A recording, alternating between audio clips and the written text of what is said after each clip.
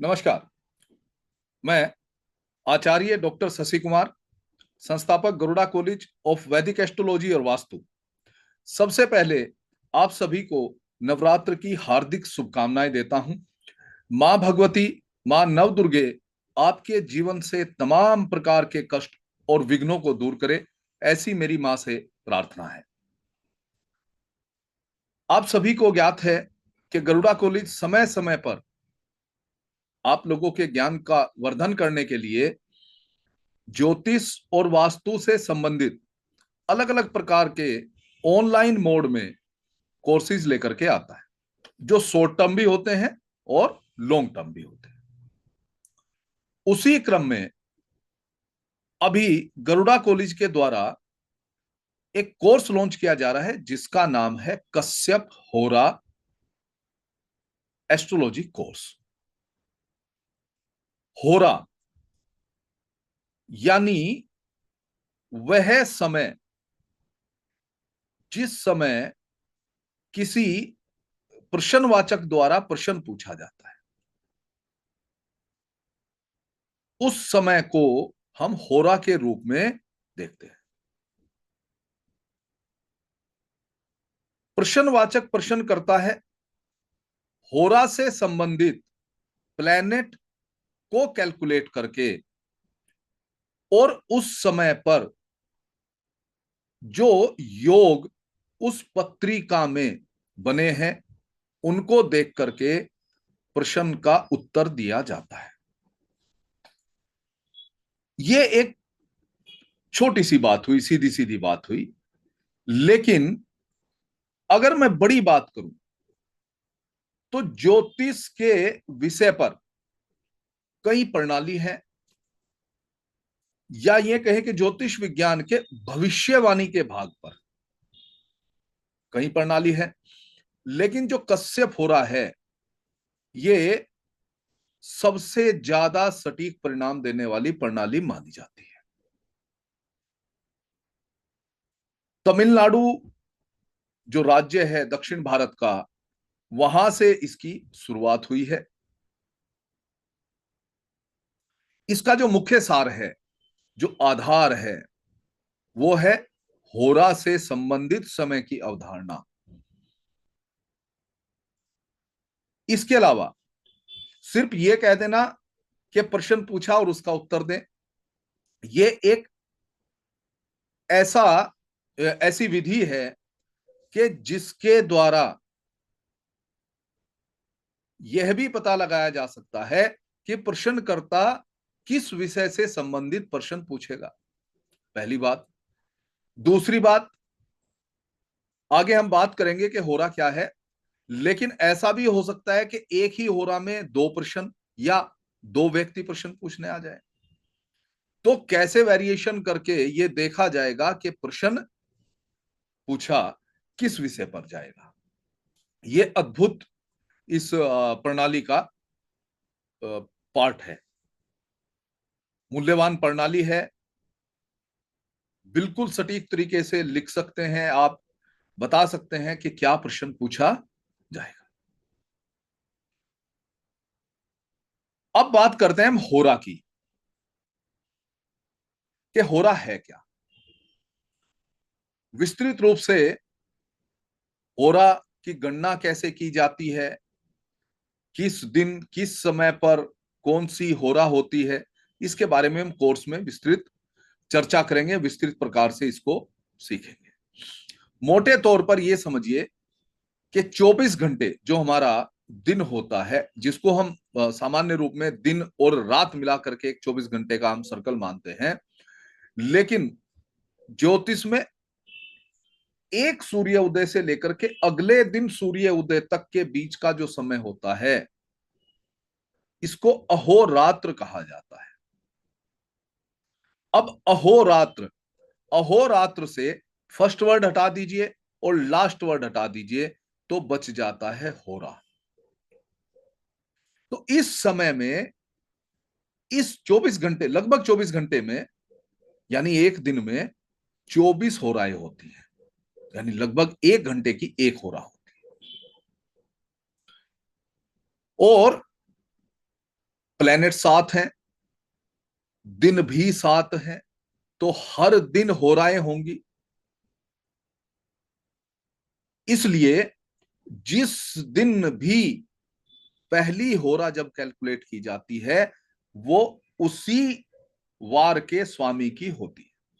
उदाहरण के तौर पे अगर हम रविवार को पहली होरा देखते हैं, तो पहली होरा रविवार के जो स्वामी है वो है सूर्य, तो सूर्य की ही होगी। इसलिए इस होरा शास्त्र में इस प्रकार से गणना की गई है कि किसी भी सप्ताह के किसी भी विशेष दिन, यानी रविवार से लेकर के और शनिवार तक किसी भी विशेष दिन में विशेष प्लेनेट की होरा में जो क्वेश्चन पूछा जाता है, उसमें पत्रिका जो बनाई जाती है, उसमें जो ग्रहों का युति या संयोजन कितने प्रकार से देखा जाता है, उसके ऊपर भी हम बात करेंगे। उनके अनुसार कैलकुलेशन की जाती है। अब बात आती है पत्रिका कौन सी होगी। जो व्यक्ति प्रश्न पूछने आया, हो सकता है कि उसके पास पत्रिका ही ना हो, इसीलिए ये उत्तम विधान है। तो उस समय की पत्रिका बनाई जाती है, यानी जिसको हम सामान्य रूप में गोचर पत्रिका भी कह सकते हैं। जिस समय प्रश्न पूछा गया, उस समय के गोचर की पत्रिका बना करके विश्लेषण करना होता है। ओके, अब बात आती है कि प्लैनेट जिस प्रकार हम गणना पत्रिका में करते हैं, क्या उसी प्रकार गणना यहां भी की जाती है? हाँ, गणना करना और कारकत्व को समझना, ये दो अलग चीजें हैं। तो ये समझना जरूरी है कि कारकत्व कारण के अनुसार चेंज हो जाते हैं। यानी कि अगर दूसरी बात हम समझे, तो जो कारक है वो सेम ही है। सूर्य जिस चीज का कारक है, यहां भी सेम ही है। चंद्रमा जिस चीज का कारक है, वो यहां भी सेम ही है। लेकिन कारण चेंज हो जाते हैं। कैसे समझे? मान लीजिए किसी पत्रिका में सूर्य प्लस मंगल की युति है, और यहां पर जो आपने गोचर की पत्रिका बनाई, यहां पर सूर्य और प्लस मंगल की युति है।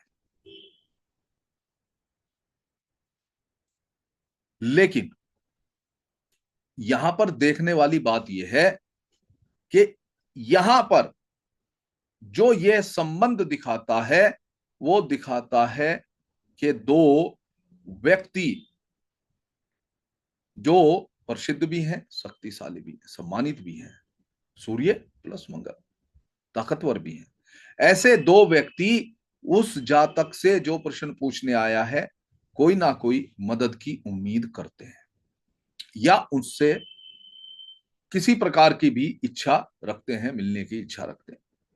और भी कैलकुलेशन हम आगे करेंगे किस प्रकार की जाती है, ये अभी मैं एक आपको सिंपल तरीके से बता। लेकिन अब इसमें चेंज क्या आता है? मान लीजिए यही क्वेश्चन शनि की होरा में पूछा गया। जिस समय क्वेश्चन पूछा गया उस समय होरा किसकी थी? शनि की थी। तो फिर यह दिखाई देता है कि इस व्यक्ति को उन व्यक्तियों से, या कोई ना उस समय पर कोई ना कोई स्थिति ऐसी बनी हुई है जो इसके अनुकूल नहीं है। अगर सूर्य और मंगल शनि से 5वें या 9वें भाव में हो, या फिर सूर्य 5वें भाव में हो, कहां से? शनि से, और मंगल 9वें भाव में हो, तो फिर सूर्य क्या है? सरकार है। मंगल क्या है? पुलिस है।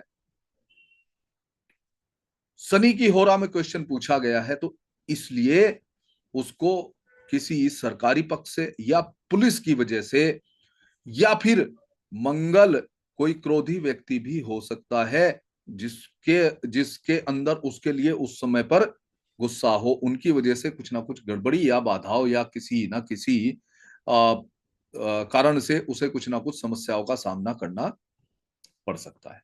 अब इसी के एक दूसरा सिनेरियो लीजिए कि अगर दोनों के दोनों ग्रह यानी कि सूर्य प्लस मंगल शनि से 11वें भाव में बैठ जाएं, तो फिर शनि मददकारक हो जाएगा। यानी वो होरा में जिस समय क्वेश्चन पूछा गया, तो उस समय इन्हीं जिनसे हमने समस्या की बात की है, इन्हीं से कोई ना कोई लाभ प्राप्त हो जाएगा। तो इस प्रकार कारक तो वही है, लेकिन कारण में अंतर आ जाता है। क्योंकि 11वां भाव लाभ का है तो लाभ दे दिया। इस प्रकार से यहां पर हम जो है इसी प्रकार से हम इन चीजों को सीखेंगे। नाड़ी के जो सिद्धांत है उनको भी अप्लाई करेंगे, दिशाओं के अनुसार भी सीखेंगे और खाली होरा का ही इंपैक्ट क्या आता है उसके अनुसार भी हम यहां सीखेंगे। दूसरा उदाहरण मान लीजिए किसी पत्रिका में सूर्य और बृहस्पति किसी विशेष राशि में बैठे हो, किसी राशि में बैठे हो, तो हम क्या कह सकते हैं, पत्रिका की बात कर रहे हैं, हम क्या कह सकते हैं कि भाई क्योंकि सूर्य पिता है, बृहस्पति मान है, सम्मान है, अध्यात्म है, तो हम क्या कहते हैं कि भाई जो जातक है इसके पिता जो हैं वो आ, अच्छे व्यक्ति होंगे, सम्मानित व्यक्ति होंगे और आध्यात्मिक विचारों वाले होंगे। लेकिन होरा के अनुसार अगर ये किसी राशि में बैठे हो और व्यक्ति क्वेश्चन पूछने के लिए आए और बृहस्पति की ही होरा हो, तो फिर हम क्या कहेंगे, तो आंसर निकलेगा कि व्यक्ति को किसी समर्थन की आवश्यकता हो सकती है या उम्मीद है या सहयोग मिल सकता है, जो राजनीतिक भी हो सकते हैं या कोई उल्लेखनीय व्यक्ति हो सकते हैं, अच्छी पद प्रतिष्ठा वाले व्यक्ति हो सकते हैं। तो इसीलिए मैं कह रहा हूं कि जो कारक है वो सेम है, लेकिन कारण में प्रभाव अलग आ जाता है। दूसरी बात सीधी सी बात है कि पत्रिका, क्योंकि हम एक सिद्धांत और मानते हैं ज्योतिष में कि देश काल पात्र और परिस्थिति के अनुसार प्रिडिक्शंस किए जाते हैं। थोड़ा सा और इसके ऊपर चर्चा करें, फिर मैं आपको एक एग्जांपल दूंगा। कारकत्व को लेकर के हम बात करते हैं। सूर्य और बृहस्पति की हमने बात की अभी के जातक के पिता प्रतिष्ठित व्यक्ति हो सकते हैं, उनके विचार आध्यात्मिक हो सकते हैं, उनको ज्ञान आध्यात्मिक हो सकता है। इसी के साथ अगर केतु आ जाए तो फिर क्या कहेंगे, पत्रिका के अनुसार क्या कहते हैं, सूर्य प्लस बृहस्पति प्लस केतु। नाड़ी के अनुसार क्या कहते हैं कि ऐसे जातक के जिनकी पत्रिका में योग मिलेगा, उनके पिता सरकार में हो सकते हैं, प्रतिष्ठित व्यक्ति हो सकते हैं, अच्छे पद पर होते हैं। क्योंकि केतु क्या कहता है, फ्लेक्सिबल। बुध और बृहस्पति का अगर योग बन जाए तो बुध क्या है, बुद्धि यानी बुद्धिमान, और गुरु क्या है, शिक्षक हो सकता है। जहां बुद्धि से रिलेटेड काम है और गुरु की बात करें तो शिक्षक हो सकता है, कोई कंसल्ट करने वाला हो सकता है। तो इसलिए कहा जा सकता है कि ऐसा व्यक्ति बुद्धिमान शिक्षक हो सकता है। बुध वाणी है तो जातक की वाणी जो होगी वो कैसी होगी, उपदेशात्मक हो सकती है, सलाह देने वाली हो सकती है। वो बात करते समय या उसकी बातों से सलाह का भाव आएगा। बृहस्पति प्लस शनि को लें तो शनि क्या है,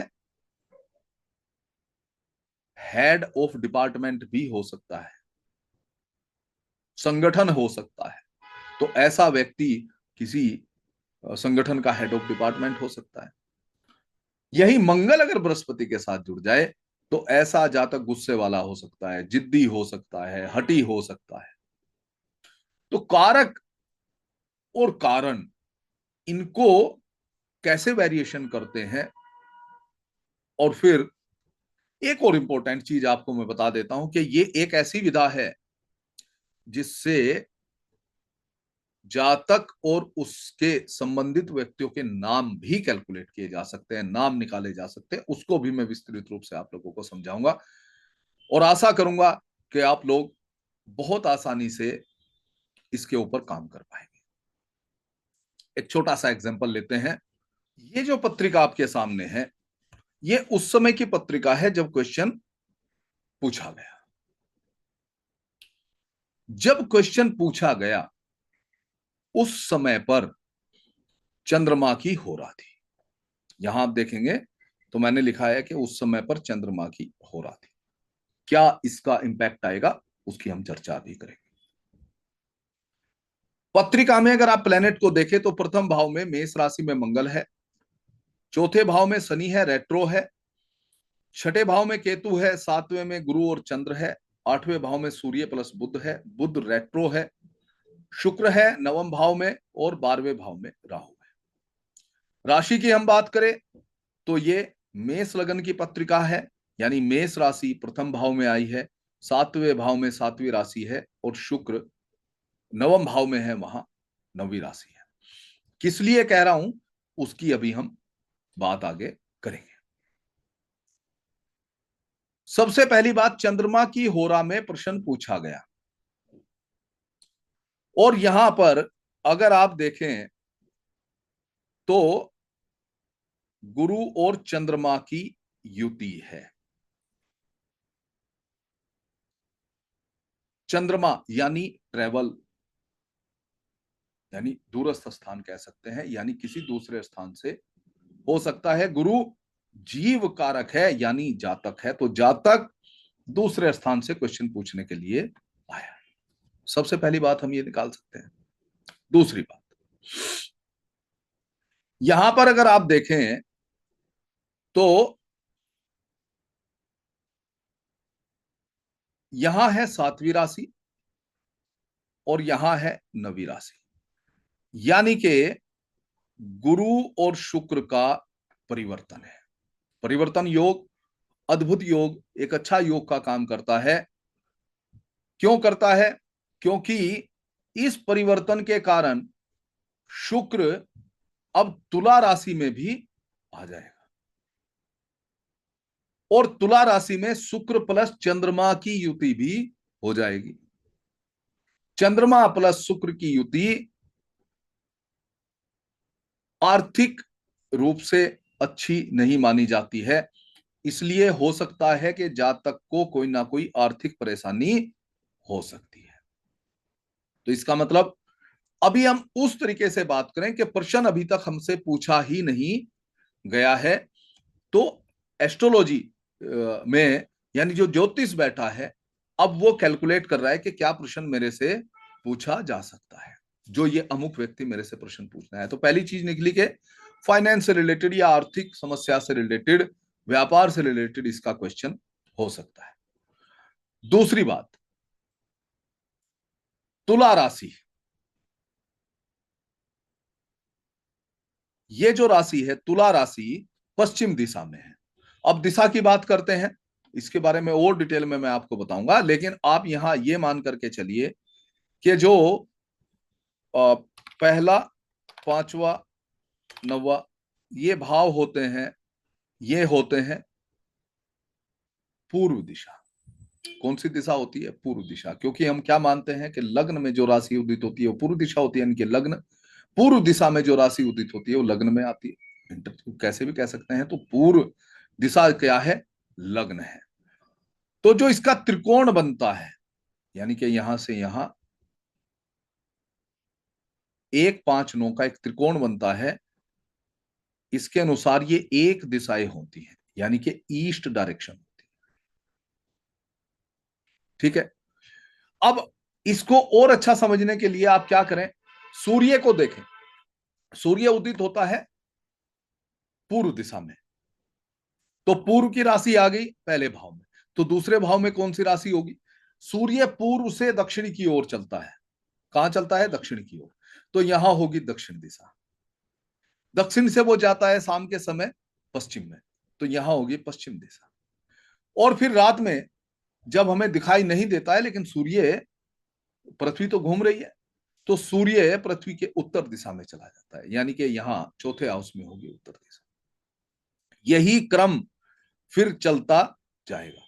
इस क्रम को जब हम देखते हैं तो 1, 5, 9 पूर्व दिशा होती है, और 2, 6, 10 ये कौन सी होती है? दक्षिण दिशा होती है। 3, 7, 11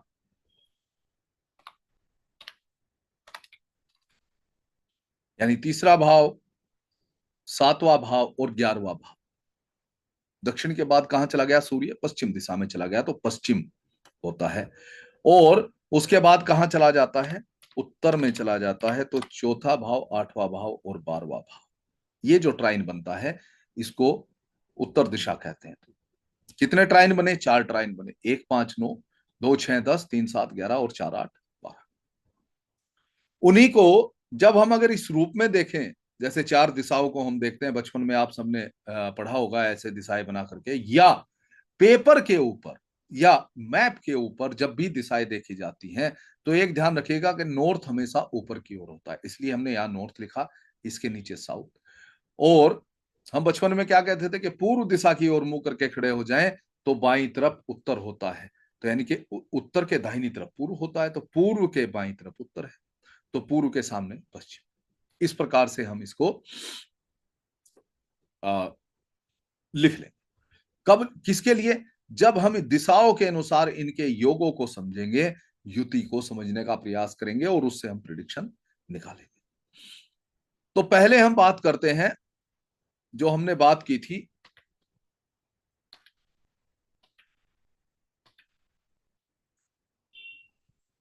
कि तुला राशि कहां है? पश्चिम दिशा में, सप्तम भाव में है। सप्तम भाव 3, 7, 11 यानी पश्चिम दिशा है। और शनि को देखे तो शनि वक्री है, जो उत्तर दिशा में है, लेकिन वक्री होने के कारण ये पश्चिम दिशा में भी चला जाता है। कैसे चला जाता है? यहां देखिए, ये वक्री है, तो वक्री होने के कारण यहां भी है, और जब यहां है तो ये कौन सी दिशा है? 3, 7, 11 यानी पश्चिम दिशा है। पश्चिम दिशा है तो इसका मतलब है कि तुला राशि पर भी इसका प्रभाव आएगा। ठीक है जी। और बृहस्पति प्लस चंद्रमा के साथ भी इसका योग बनेगा। शनि कर्म का कारक है, पैसे का कारक है, तो जब बृहस्पति पर इसकी नजर आती है तो इसका मतलब जातक का जो को कर्म का जो कर्म कर्म जो है वो अच्छी प्रकार से चल रहा होगा, यानी कि जातक कोई ना कोई कार्य करने वाला है। हो सकता है कि व्यापार हो। ठीक है। अब मंगल को देखें। मंगल कहां है? मंगल है गुरु से सप्तम भाव में, यानी कि लग्न में। तो यानी कि लग्न से मंगल की इसके ऊपर दृष्टि आ रही है। अब यहां से हमने शनि को देखा गुरु के साथ, और यहां से मंगल को देखा गुरु के साथ, तो हो सकता है कि किसी एडमिनिस्ट्रेटिव जॉब में व्यक्ति हो सकता है, एडमिनिस्ट्रेशन के काम में व्यक्ति हो सकता है।